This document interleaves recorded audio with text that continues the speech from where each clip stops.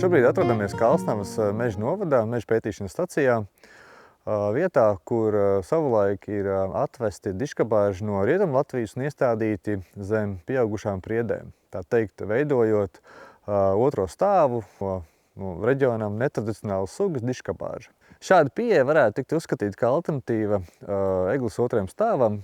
Attiecīgi, otrais stāvs varētu tikt veidots no sugas, kas ir piemērota siltākiem apstākļiem un necieš no mums jau visiem labi zināmajiem traucējumiem, kā piemēram egļu astoņzobu izgrauzes un sakņtrūpi.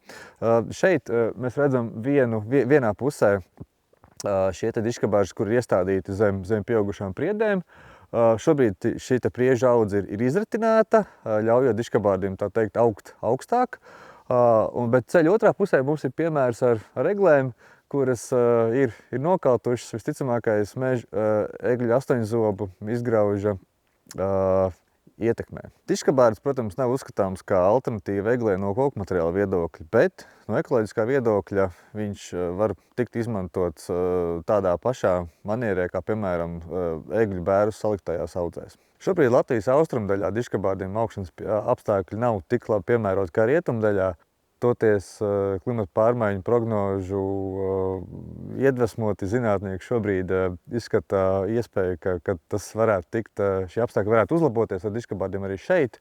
Un līdz ar to arī potenciālais pielietojums šādu te audžu veidošanai, piemēram, kā papildinošs elements priežu audzēm pēc galvenajām izlases cirtēm, veidojot paaugas daļu.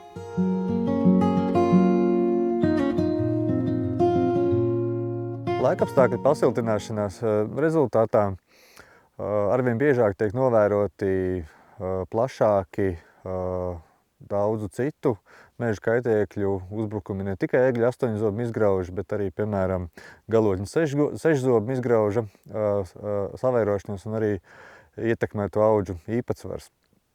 Šobrīd atrodamies Kalsnavas meža novadā, meža pētīšanas stacijā, kur veicam eksperimentu ar šī kaitēkļa savairošanās novērojumiem un skatāmies, cik agrā stadijā ir iespējams noteikt šī kaitēkļa invāzija priedēs.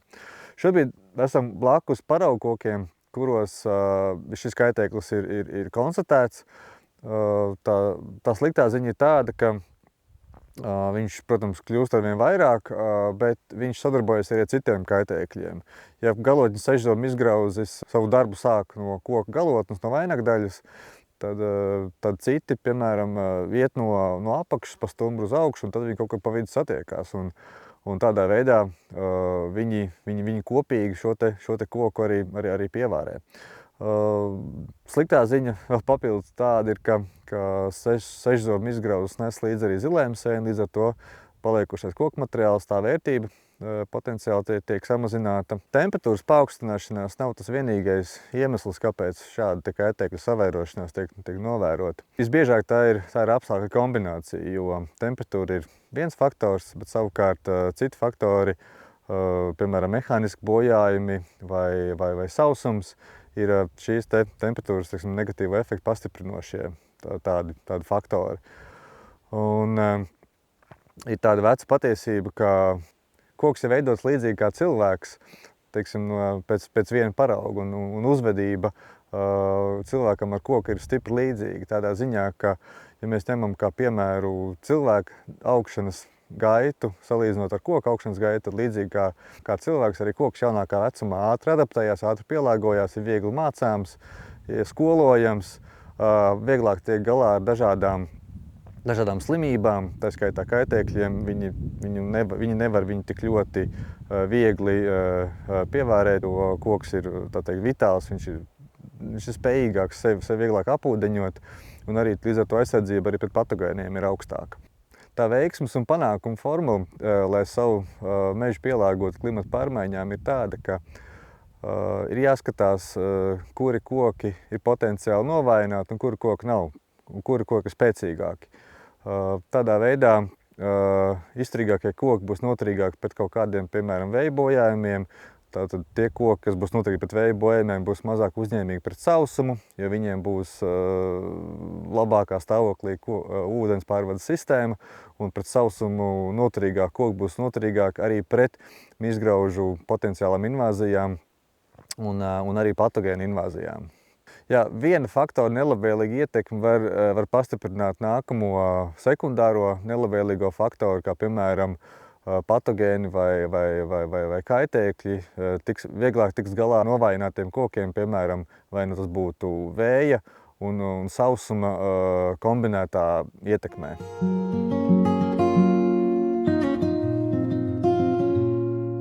Vēja bojājumi nevienmēr izpaužās mums vispār pieņemtajā klasiskajā izpratnē, ka audzei jābūt horizontālai, jeb pilnībā nopostītai, ka koki ir beigti. Vēja bojājumu negatīvā ietekme ļoti bieži izpaužās arī uz vējā izdzīvojušiem kokiem, tādiem, kuriem ir kaut kādi bojājumi, vai nu ārēji redzami, vai gluži vienkārši viņi ir iekšēji, ir sabojājusies koksne, tā teikt, ir saspiesti ūdeni pārvadošie audi, un līdz ar to koks pat relatīvi labvēlīgos apstākļos var ciest sausuma stresu. Un līdz ar to kļūt uzņēmīgs pret visādiem pārējiem traucējumiem, piemēram, tiem pašiem izgraužiem, trupēm un tā tālāk. Šobrīd atrodamies izteikti pārbiezinātā egļu audzē, kurā esam veikuši koku liekšanas eksperimentus, kokus saliecot līdz maksimālās noturības līmenim un pēc tam atstājot viņus, lai viņi dzīvo, lai viņi izdzīvo. Un esam pētījuši arī to, kā mainās viņu iekšējā koksnes ūdens pārvades sistēmas struktūra, kā arī esam novērojuši vainagu krāsojuma izmaiņas, lai detektētu potenciālo sausumu ietekmi. Lūk, šobrīd es stāvu blakus kokam, kurš ir šāds te paraugu koks. Viņš ir tā kā izgāzies ar saknēm, nav līdz galam nogāzies, jo kaimiņi viņu pietur. Šādas situācijas mežā var būt ļoti daudz. Tāpat var būt situācijas, ka koka saknes iztur, savukārt bojājums ir stumbrā. Tātad koks ir it kā stabils, bet augšs ir manām saliekusies. Lūk, šādiem kokiem šie te bojājumi var veidoties attiecīgi saknēs stumbrā, bet abos gadījumos šie bojājumi traucē ūdens apgādes sistēmai, lai viņi dzesētu, lai nodrošinātu iztvaikošanu un augšanu. Šādi koki ir uzskatām par audzes kopējās mehāniskās noturības pazeminošiem elementiem, jo attiecīgi kopējā stabilitātei viņi var kalpot kā tāds ķēdes vājākais posms. Un šādā situācijā, kad koki atrodas pārbiezinātā stāvoklī, stumbri ir ļoti slaidi, līdz ar to viņiem nav izteikts individuālās noturības, viņi vairāk paļaujās uz to, ka vainagi vienu otru pieturēs, un arī kopējais sakņu tīklojums veidos tādu kā sasaist, līdz ar to tas viss ir kopējā sistēmā, un tad šī audze noturās kā viens vesels. Savukārt, audzēs, kas ir sākotnēji zemāk biezības bijušas, šie koki jau no mazotnes ir veidojuši savu individuālo noturību augstāku, un šādas audzes arī ir uzskatāms par vējā potenciāli noturīgākām nekā tādām, kuras ir kā vienots veselums ar individuāli neizturīgākiem kokiem. Tas mehānisms, kā koks nolūst, sastāv no diviem elementiem – primārās un sekundārās lūšanas. Sekundārā lūšana ir tas brīdis, kad koks ir horizontāls, ja viņš vairs nevar mehāniski noturēties un ir pārsniegt viņa maksimālās noturības līmenis. Savukārt primārā lūšana ir tas brīdis, kad kokam sāk veidoties iekšēji strukturālie bojājumi, kas arī nosaka šo te ūdens pārvades sistēmu traucējumus. Tātad šādi koki, ko jūs redzat šeit ar saliektiem stumbriem vai paceltām saknēm, viņiem noteikti ir bijusi primārā lūšana un visticamākais arī sekundārā lūšana ir notikusi. Bet, kā teicu, tad kaimiņu koki viņus pietur, viņi ārēji varbūt visu audzes kontekstā izskatās veseli, stabili, bet patiesībā šis ir augsts risks visai audzei tikt bojātai nākamajā lielajā kaut kādā spēcīgā vēja gadījumā. Un, attiecīgi palielinot visus pārējos sekundāros riskus, kurus jau pieminēju, izgrauži, patogēni, piemēram.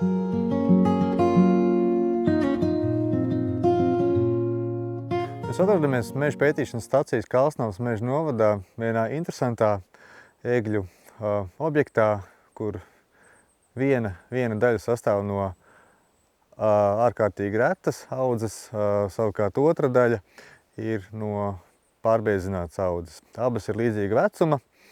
Atšķirība tikai tāda, ka šī daļa, kur mēs šobrīd atrodamies, ir veidot kā zema sākotnējā biezuma stādījums. Un mēs, protams, varam redzēt, kādi tie koki šeit izskatās. Viņi ir esnāki, viņiem ir izteiktāks zarojums nekā tiem, kas ir biezākā audzē.